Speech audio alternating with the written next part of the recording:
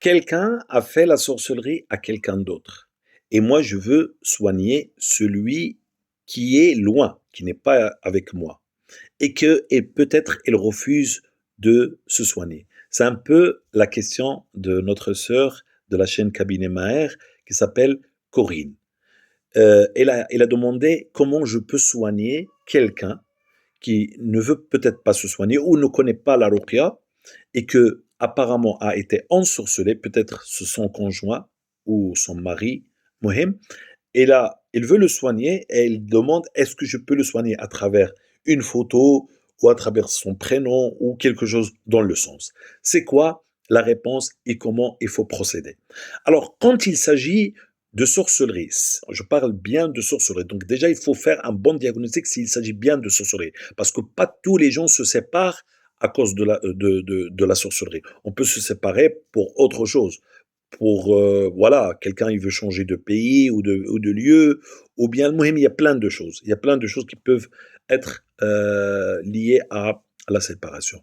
Donc, comment on va procéder, par exemple, pour un conjoint qui est parti et que, soi-disant, il y a une sorcellerie entre les deux. Donc, premièrement, diagnostiquer si vraiment il s'agit de sorcellerie. Et ça, il faut le faire avec un professionnel.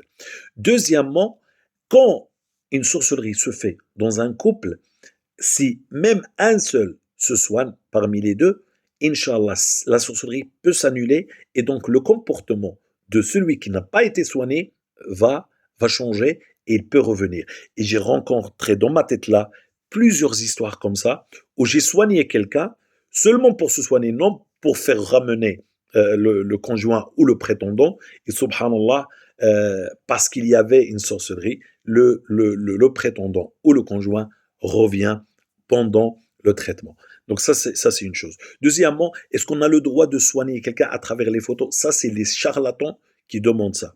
On ne demande pas à soigner quelqu'un par sa photo. D'accord? Mais on peut utiliser des douas. On peut utiliser des invocations, c'est-à-dire connaître son prénom et le prénom de son père, pas de sa mère. Et dire par exemple, Ya Allah, guéris tel, le fils de tel.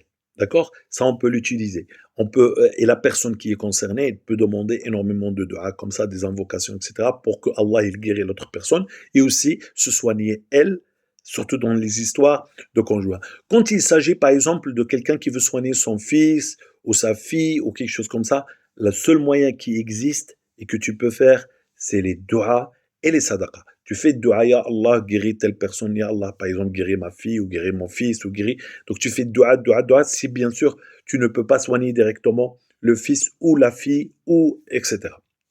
Ou parce qu'il est loin, etc. Donc les duas, et tu peux faire aussi une sadaqa. Ça peut être une petite sadaqa, ça peut être une grande sadaqa, ça dépend de ta situation. Tu fais une sadaqa avec une niya que Allah il donne la guérison à ta fille ou à ton fils ou quelque chose comme ça.